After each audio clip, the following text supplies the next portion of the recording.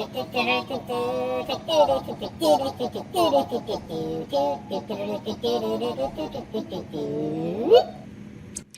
welcome everybody to another episode of Live at the Hive, Digital Marketing from the Trenches. I am your host, Dan Nedelko, and I'm here with Joe DellaVecchia, one of your other hosts as well. I feel like it was co-host, but I feel like at this point now I've been promoted. I'm promoting myself. Host. Okay, promoting yourself to host. I am now the co-host with Joe. No, we're both hosts. There we go. We are co-hosts, truly co-hosts. Welcome to another episode of Digital Marketing from the Trenches. And in this episode, we are going to talk more about ABM. As we started out this process, we thought it would be an episode. We quickly realized it was going to be a whole bunch of episodes. There's a lot to unpack. Today, we're going to be talking about the distinct differences between account-based marketing and B2B marketing, which often get conflated. So we're going to talk a little bit about the two differences between the two approaches, how B2B is actually kind of a subset of ABM, and you can actually prep your B2B or your ABM efforts, I should say, by creating a strong infrastructure on B2B marketing, which is really time well spent. Whew. There we go. That was a mouthful. Bit of a mouthful there. A little bit. And I ad-libbed that.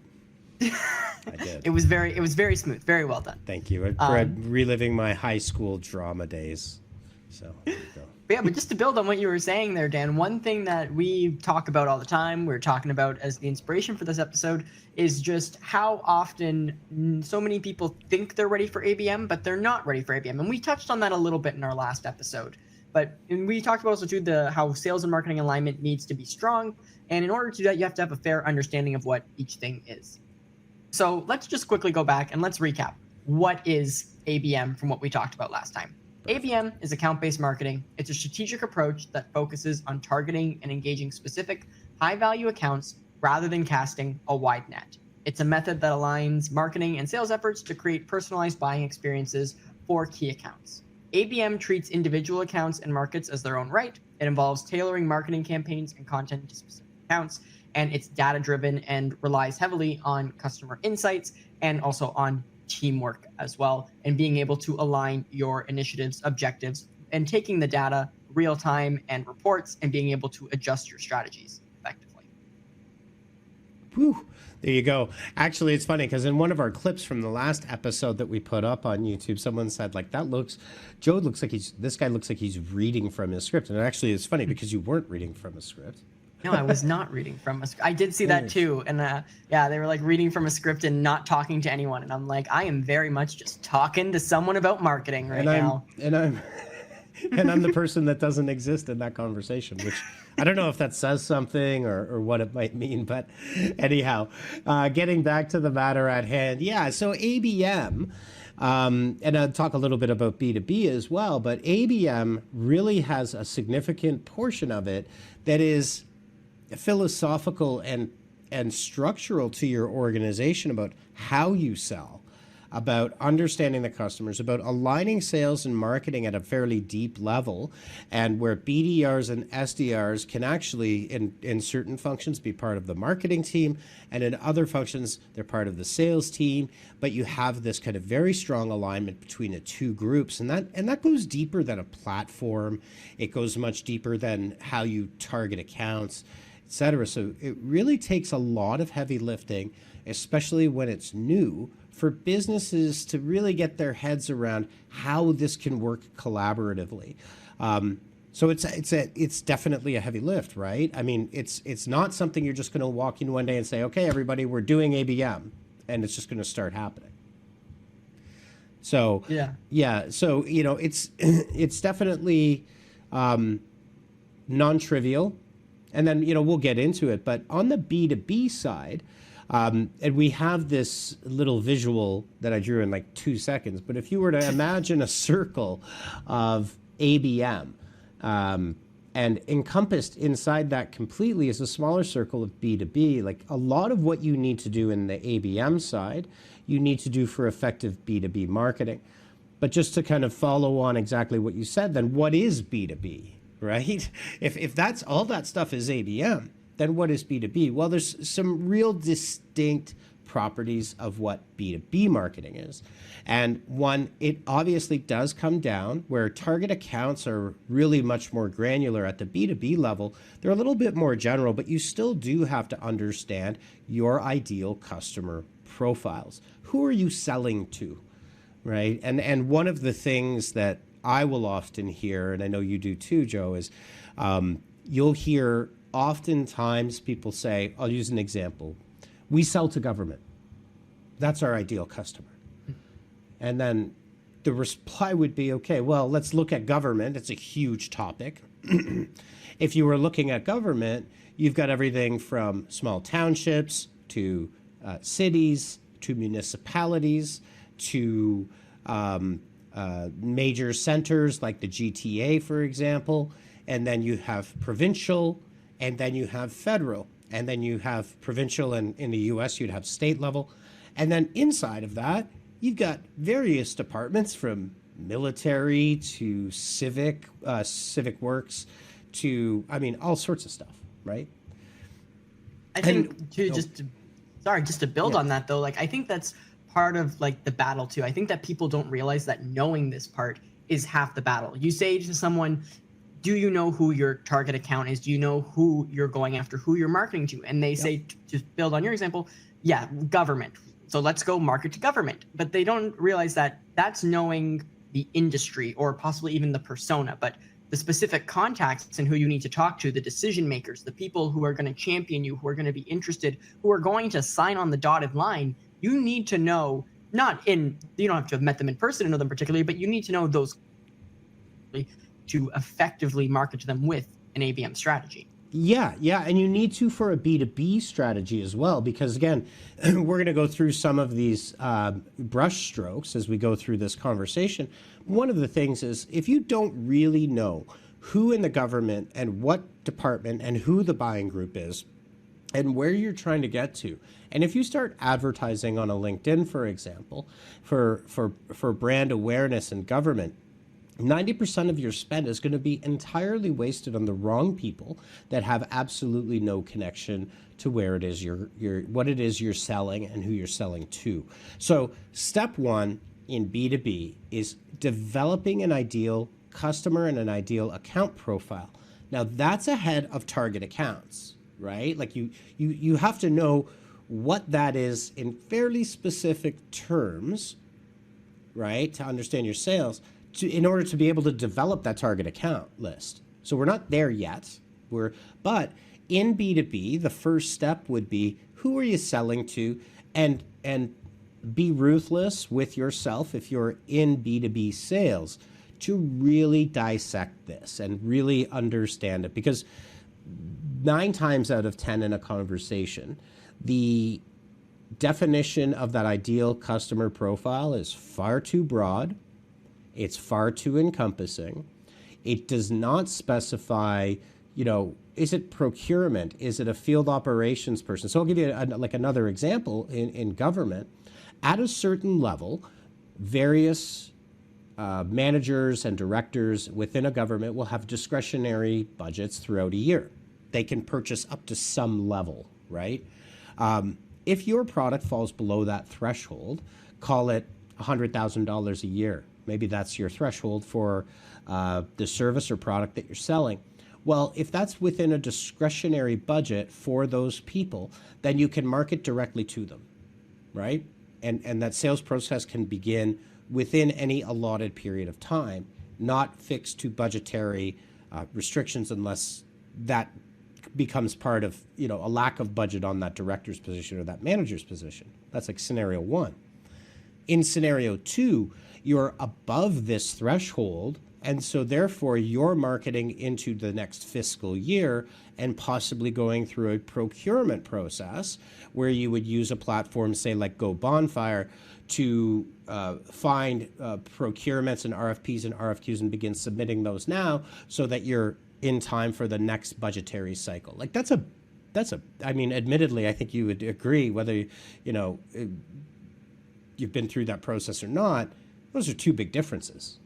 Mm-hmm. right? And traditionally too, regardless if you look at, like, even just a step back from ABM, but look at B2B as a whole, it's usually a long sales process when you're selling something B2B.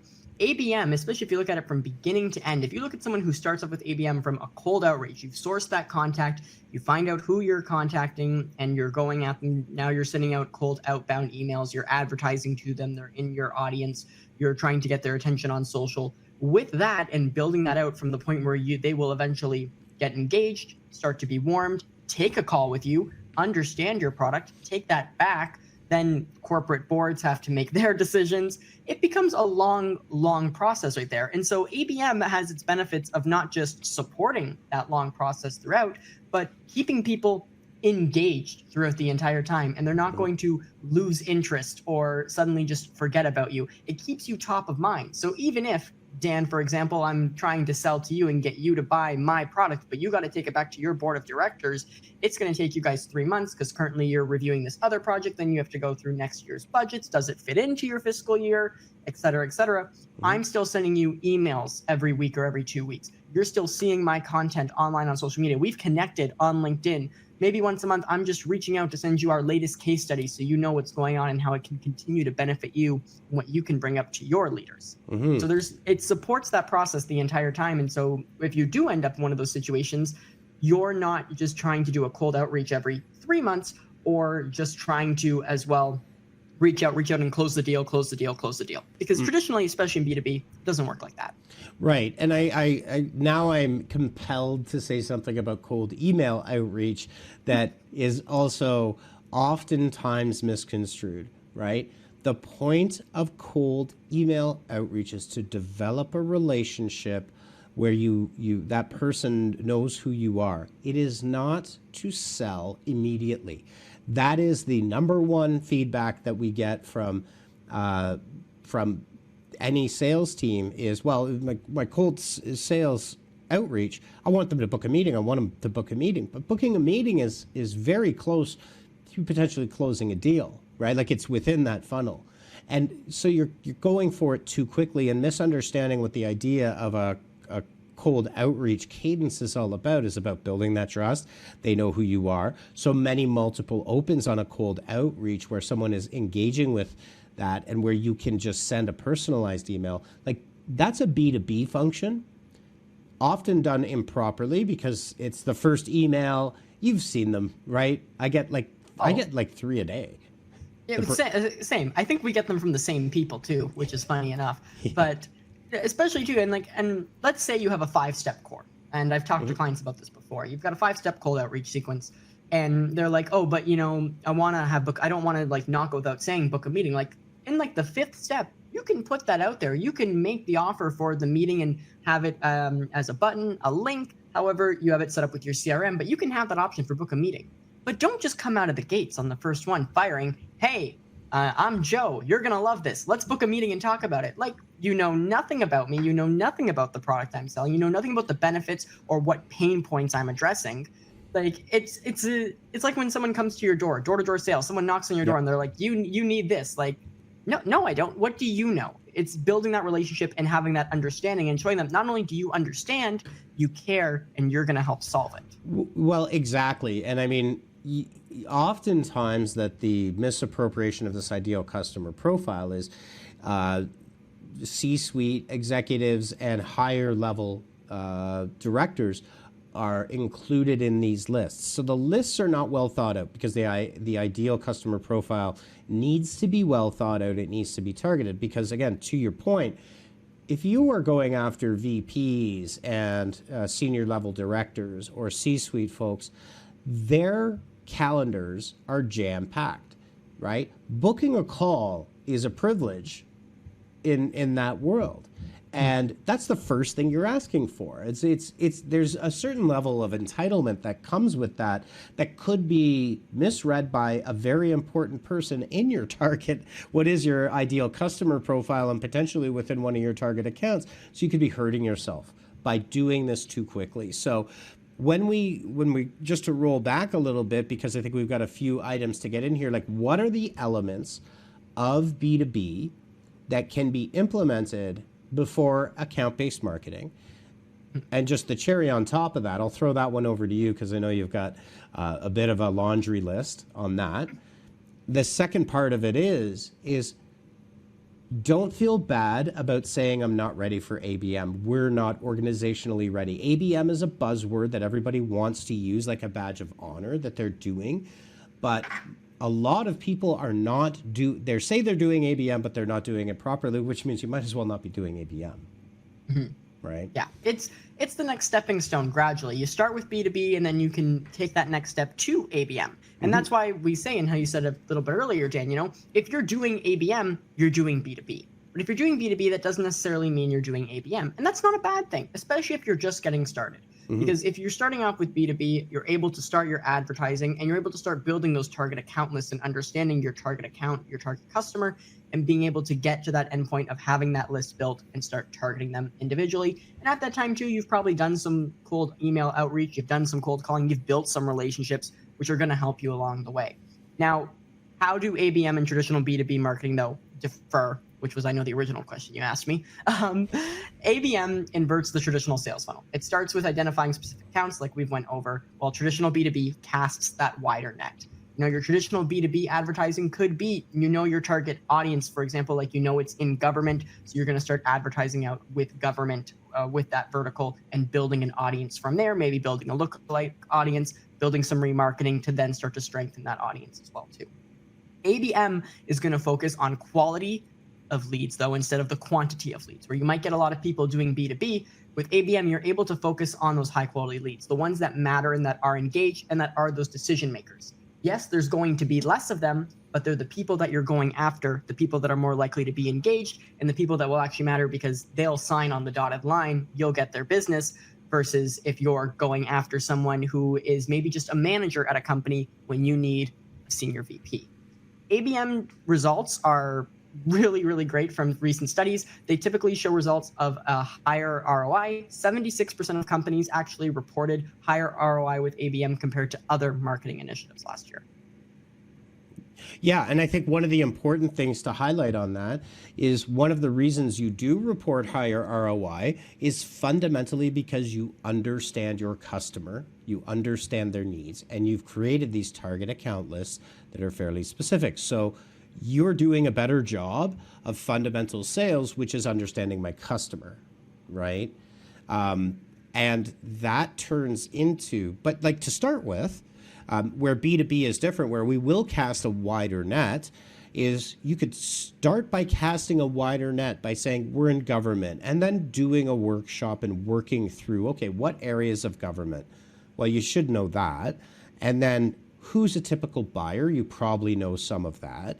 And you can get the starting points of casting a slightly wider net, watching what's happening with both the advertising, and we'll go over some of the channels for B2B that can be used to start this effective program, and watching this work and seeing who's engaging and where you close the deal in that process is understanding and mapping it. That's like the first step to getting over into account-based marketing. Yeah, it's like I said, it's a stepping stone. I think we've highlighted that. It really is important though to just understand that it's not something you can just dive into. So many people want to just dive in and they're like, I'm a thought leader. I can get in there. I know who I'm selling to. And we talked about it in our last episode too. Salespeople always like, oh, if you can just get me in front of the person, I can sell. I can close the deal. Just get me talking like right in front of the person. You need to build to that point though. I can't just pick you up and plop you right down and then you're able to just have that conversation. You need to get to the point where, because a conversation is a two-way street. They need to be engaged. They need to be interested. Sure, you can maybe get them at a show and just walk up and talk to them, but everyone's doing that. And not to say shows aren't a valid way of doing business and building relationships. You can't just go in and close. You can't just get that coffee that's for the closer right away. Yeah, for sure. And no, like live events, conferences are key. Like they're critical. It's how you kind of manage that and deal with it. And I think another element of this is understanding, it all comes down to understanding your customer and who are you targeting, because so much comes from that into, there was a thread I was involved in on LinkedIn earlier this week, which was, which type of a presentation should you send? Do you send a PowerPoint? Do you send a Word doc? This was the context of that with a bunch of bullet points. Do you send a very brief summary in an email? my response was, well, it really depends. Like, it depends on if you're talking to the CEO, that typically, the profile of the CEO that writes the entire email in the subject line, you might want to be very brief. If you're talking to the CMO, you may want to go with the PowerPoint. If you're talking to the COO, you may want to use the Word doc that has a bit more detail because they're in operations. Like, it depends. And what you're saying, Dan, is you need to understand who you're speaking to, and you need to target your approach that way. That's similar to what you would do in ABM. Exactly. Well, and these are the fundamental pillars that cross over. Like, you need to do it in B2B, and you need to do it more and in a more refined way for ABM. Yeah, of course. Yeah. So totally. Okay, so moving on. So let's talk about, this B2B approach is casting a bit of a wider net, not completely randomly wide, but let's say you're ahead of the curve. You're a bit ahead. And this is a good kumbaya moment, is admitting we don't have a perfect handle on our ideal customers, because it's like knowing is half the battle, right? Like G.I. Joe. And saying, okay, this is going to be a focus for 3 months, 6 months, whatever it might be, and an ongoing focus ideally, right? To say that's going to evolve, and so we want to keep a finger on the pulse of how that works. So we cast a slightly wider net. We're doing B2B. We're getting into market. We're keeping an eye on who we're connecting with, what their role is, and looking at the sales process, because oftentimes this is not documented. But then what we want to do is look at, what are the channels? Okay, so we're going to start doing this, right? So we have several channels that we can use in B2B and in ABM, but starting with the B2B side, right? We've obviously got cold email and lists. So you can start from wider lists and start to pull those down as you start to see engagement on it. That's kind of thing number one. The second one is your website, right? What does your website say? Is it full of billboard or poster style? Like, it's pretty, but there isn't a whole ton of information because people didn't want to use words on the website. So you have to look at that as well. I find the biggest issue with website, just in what we see all the time, is that people are either doing too much content because they're like, oh, there's so much you have to tell them about their brand, and they have to understand this and they have to know that. And that's just classic overthinking and overcomplication, which, it makes sense. You're so close to it, you know it so well. And that's why it helps to have a third party or just someone come in, take a step back and say, this is the basic information. But then where people fall a little short is they make it a little too small, and then there isn't enough information, or it's not providing context, or it's just not providing value. It's not engaging, it's not interesting versus the competition or a competing product. Yeah, absolutely. And I think part of it is also looking at the content on your website and saying strategically, there's lots of paths. Like, so yes, there's a product page that's kind of front and center, but we have cornerstone pages that I can use in my cold outreach. If I see somebody is looking at a certain type of content, that we can prepare this content so I can easily send it to somebody and they can find it, right? So yeah, it's all about understanding how to chapterize your content and tell a story, right? Depending on which way you go. Because if you're talking to someone in finance, it's a different story than if you're talking to someone in product or in marketing, right? Or would typically be very different. They have very different concerns. So that's kind of the first place. You want to look at your website. Second one, and I know you've got some firm thoughts on this, Joe, is LinkedIn. And what companies are doing with LinkedIn. So I was going to say, speaking of providing value, LinkedIn, their tagline, it's where B2B happens. And the important thing about B2B, whether it's sales, your cold outreaches, whatever you're doing when it comes to B2B, you have to have value in what you're saying. We've already established CEOs, these decision makers, they're busy. They're hectic. The corporate life is always running. It's a machine that never stops turning. And if you don't have something of value to say, nobody cares. At the end of the day, let's call a spade a spade. If you don't have something of value to say or something to offer, nobody cares. And that's why it needs to be important that you're not repeating yourself. So taking your company's content and just reposting it without adding anything additional on that, if they're already following their company and they're following you, They don't care that you've reposted it. You're not adding anything extra there in value to help elevate this and bring it more forward. You are showing it to more of your audience and your network, but that's also, not only are you building on that, you want to build on the actual content itself. If you're a thought leader, write something that relates to it. Have actual thought leadership and have something to say. And also then don't just say the same things over and over and over again. This is your one core message, repeat, repeat, repeat. At that point, I've seen it once this week. I've seen it 3 times this week. I've seen it 10 times this month. I've seen it enough times where I get it. It's like, it's a bad soap opera. I get it. Tell me something new. Tell me something interesting. Tell me something that is going to appeal to me, address a pain point, or engage me. And that's the great thing about the world. Things are always changing. Things are always becoming new focuses.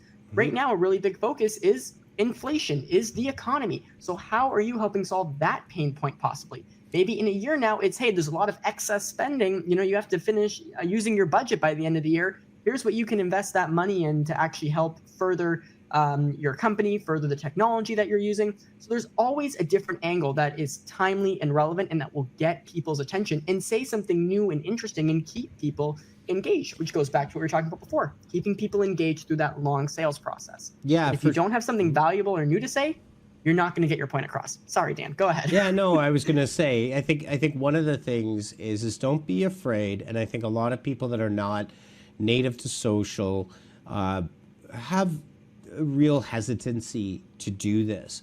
But as a professional in your field, you will have a take on almost everything that happens. And don't be afraid to convey that. I mean, the point about LinkedIn is it's like the business cocktail party where you've got a chance to open a conversation, but also participate in conversations. What I personally see a lot of is a lot of thankfulness posts.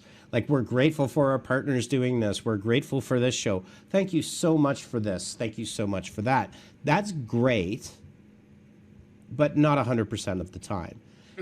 Because it does become fairly repetitive. And what you want to also do is look at industry highlights, industry changes, what's happening. What is your specific take? Because if you're in sales in 2024, I'm of the firm belief that you are selling a solution. So you are a domain expert that can help a client solve a problem. And when you can do that, your sales will magnify incredibly, right? So what's the editorial take that you've got on either your company, right? So if your company has just been handed a major award, great. What is the implication of that on your target client, right? If we won Great Place to Work and we have the badge and we've gone through that process, it means that our team is highly engaged because we've gone through this process. I'm using a very poor example there, but how does what your company has done as an organization impacting you and your potential customers in a more specific way? So expanding upon something that's happening, there's industry moves and industry happenings that you can comment on as if, it's an op-ed, right? This is going to be a net benefit for our industry for these 3 reasons, right? That could be new legislation. It could be anything that's happening there. But this provides a depth of content on LinkedIn that people will see and people do react to. So please stop trying to gloss over social content and overproduce it, because it shows. And when you look at it contextually, it doesn't look great. It looks very forced, right? On the social selling and LinkedIn side, the second part of it is participate in conversations. And oftentimes I'll go look at people's LinkedIn profiles, and you see a lot of like, great stuff, great job, congratulations, congratulations, congratulations, congratulations, congratulations, congratulations. It's like, very good. It's nice to do those things, but how about engaging in a thread of conversation where you're able to give your professional opinion and participate in the conversation more substantially? It takes a little bit of effort, not a ton, but it can also make a huge amount of difference. So with LinkedIn, there's a ton of work both to do organizationally to provide that value of thought leadership. At a micro level, at the individual level, it is actually a lot easier. What's your take on XYZ that's happening, right? Because that stuff really does exist. I think too, just to kind of tie it all together, is that there's just such a hesitancy on LinkedIn to diversify your content a little bit. Mm-hmm. And it gets to the point where everything kind of starts to see the same, like we were saying, but it reads and feels like everything's an ad, even when it's not trying to be. Because there's always that very obvious call to action or that obvious hook that then gets you reading about the product and what it does. Even if you don't directly mention the product, but you're mentioning the pain point that you're solving, you suddenly have that call to action or that book a call or let's talk more right at the bottom. It's an ad. And the one thing that you have in common between B2B and your B2C is that we're all still humans. And the last thing we want to see is every single post be an ad. Whether I'm looking at what my friends are doing on Instagram or I'm looking at what things are happening professionally in the world of LinkedIn, I want to see what's happening in life. I want to see those updates, and I want to see those things that are interesting to me. And brands can be interesting still on LinkedIn while still keeping their brand voice, whether you're a little bit more professional or you are a little bit more loose, or you're just completely unhinged like Wendy's Twitter was back in 2018. Wherever you are on the spectrum, you can have, but there's still that way to have fun and diversify your content a little bit while still keeping it relevant and important. And there's just such that resistance to do that. And I understand people are like, well, what if the target sees it and suddenly they're not seeing the most important thing? There is that fear, but if they see and they engage with your content, I can guarantee you the algorithm is going to show it again. Yep, absolutely. And there's a lot to unpack. We could do obviously a whole series on just LinkedIn, but I think, some of the key takeaways are try to be authentic, try to provide your own unique angle to it. Don't repeat over and over. Come up with a few different themes for both your organization and for you yourself. Don't be afraid to get in and engage in content and content threads. That's where a lot of the magic actually happens. It's the first, most natural starting point if you're afraid or hesitant to actually post content. Participate in other threads where that content is relevant. That's like a great first starting point. In fact, it's going to grow your network almost more than anything you do post, right? Is by participating in those other conversations. Exactly. Which segues in a beautiful way because again, we're over time, but we're getting close here. So we were right about turning this into a huge series about B2B and ABM. Sales was still the first episode. Yeah, this is one, like if you did one episode, it'd be 12 hours long, to be honest, at least. So naturally segueing from LinkedIn into Sales Navigator, which is becoming a very popular tool, one, because of the quality of the B2B information, and people are using it as if it's kind of a Zoom info or Apollo to find contact information in your network and to identify people that would be key drivers, champions, and decision makers in key accounts. Now, the important thing here is that Sales Navigator is a lot more than that in the context of what LinkedIn is. And this is the really important thing is it's a great opportunity for you to go through that target account process. So starting with ideal customer profile, ideal company profile, casting a little bit of a wider net, creating larger lists in Sales Nav. But what Sales Nav does really well is it reveals to you these threads from those people, whether they're commenting elsewhere or whether they've got posts available. It does both. For you to go and engage with those people in a natural way, right? If they're in a thread of conversation potentially, then you can participate in that thread and they'll start to see your name. It's fairly subtle, but it happens. I guess the point of this point here is with Sales Navigator, it's a lot more than a B2B database, which is oftentimes how Sales Navigator is treated. It is that, but it's a lot more. And Sales Navigator can give you lots of good connection opportunities, including second and third degree connections, where your target is commenting and posting so you can participate in similar conversations. And it, again, kind of like cold calling and cold emailing, it allows you to develop that relationship that can then turn into a commercial relationship later on. At least that person knows who you are. Sales Navigator is it's a useful tool overall, and there are others like it too, which we'll talk about at a later date and time. Mm-hmm. But there's also the ability too that it, as you're saying, it helps you build your network and your audience as well too. And there are other tools as well that can help you do that. It doesn't all just have to live on LinkedIn. Yep. A really great one that a lot of people use and to build audiences is Google as well. And you've got your responsive display where you can also build your responsive display to your targets and your target audiences as well. You can do the same thing on LinkedIn. Sales Navigator is a great tool. And like we've said before, everything here kind of works in tandem. It's a stepping stone where you go logically from the next to the next to the next. And as you build that out, you work your way towards ABM. That's right. That's right. And there's a few others now. Like when you get to Sales Navigator, you can build account lists. You can build your lead lists a lot, like you were saying there, Joe. And you can actually get those out and you can put them into Google. You can put them into platforms like StackAdapt as you build out these lists. And starting in a broad way, which is B2B, right? We can load those into advertising platforms, LinkedIn, Microsoft, Google. And Google responsive display, for example, that will get you like a run of the network across as many different touch points as possible. It's a starting point, right? And then you can work on that ideal customer profile, the ideal company profile, and start to develop those target accounts and the one-to-one accounts that are important to you. But again, on this kind of spectrum of business to business, you got to do the fundamentals before you can get to the ABM, which is a little bit more advanced.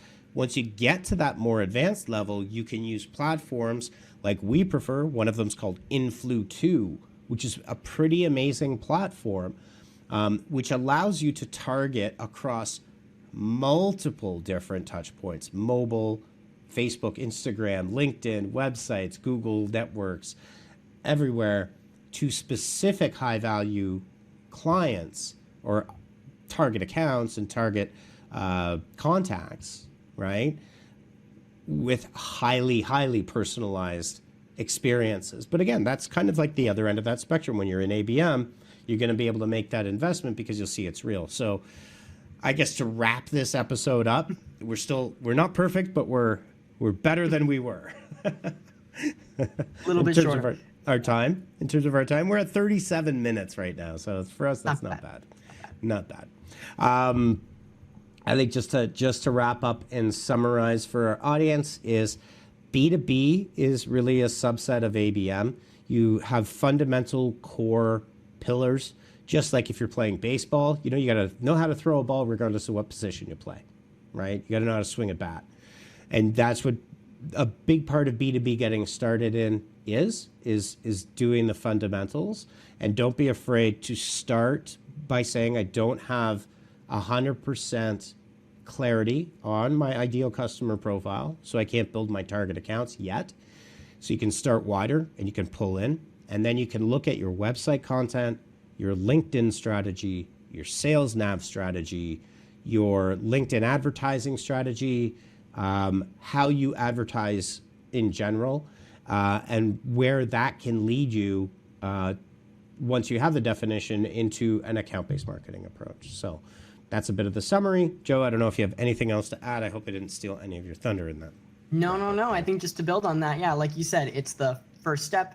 It's the stepping stone, like we said. With B2B, you're going to learn, understand, and develop your ICPs. And once you have those ideal customer profiles, you're then going to be able to start moving towards building your target account list and start getting into B2B, which I think, Dan, is a great place to pick up our next episode. Perfect. And what's coming up next, Joe? Next, Dan, we're going to talk about target account lists. We're going to review what they are, how you build one, how long they should be, and how do you integrate them into your strategy. And then how does that relate to enriching data, which could be another future episode? I mean, I think you're giving away the content schedule here, which is fine. Actually, and I'm teasing. I know you are. I think one of the things that we should point out too is when we do these, I just had this great idea, is we will pair these with workshop walkthrough tutorials. If you're in the nitty-gritty of Apollo.io and LinkedIn Sales Navigator, where I'll be walking through using these platforms in a screen share style. So we'll kind of do both.